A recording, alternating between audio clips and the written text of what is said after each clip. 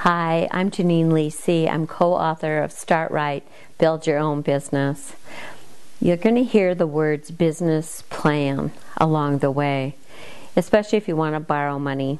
The bank is going to want to have some kind of idea of what you want to do or what you've got planned or projected or how much money you think you're going to make and how much money it's going to cost to make that much money and what your overhead expenses are going to be. This is the financial part of your business, but it's a little bit more than that. Have you ever thought about just sitting down and writing down the things that you want to accomplish, that you want to do? I mean, there's the doing part of this plan as well as the financial plan. For me, I'll never forget how excited I was to sit down and say, you know, there are so many businesses that need a really good bookkeeper. Someone that's organized, can do their books quickly and not cost a lot of money. And I'm thinking, you know, I think I have an idea. So I took on a piece of paper and I wrote down what I wanted to do and how I was going to get there.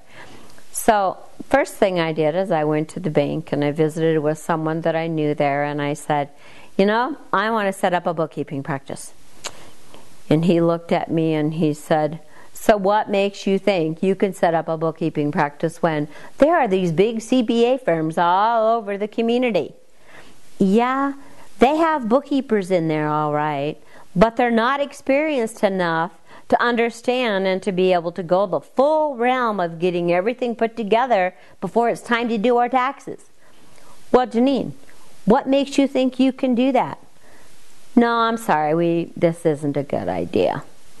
I remember walking out the door of that bank and sitting in my car, and I sat there for about 15-20 minutes and I said, he said I can't do it. Well, that's all I need. That was enough encouragement to send me flying. So 6 months later I went back and I walked through that door and I said, you said I could never do it. All right, let's say that, how many customers did you say I had to have before you would give me the money to print these books or do this filing system? Well, Jeannine, maybe you need 100. All right. So I whooped open my briefcase and I threw a paper across the desk and I said, count them. How many do you see there? And I said, oh, just wait a minute.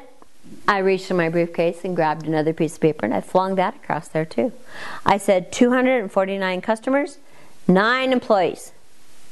He looked at me and he said, no way. I said, yeah. So, are you going to tell me you're not going to give me the money now because you said I can't do it?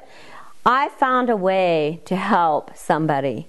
So my plan was figuring out what it was going to take to help people, to help survive them so that they could fulfill their dream right alongside of me and with me, and I could help be a small part of that. So my plan was that emotional side of me as well as the physical side that says, man, we got to sit down, we got a lot of work to do, and this is what we have to do to accomplish this. And you know what? We got to speed it up because we've got people that can't afford a lot of money. So the business plan is two-sided.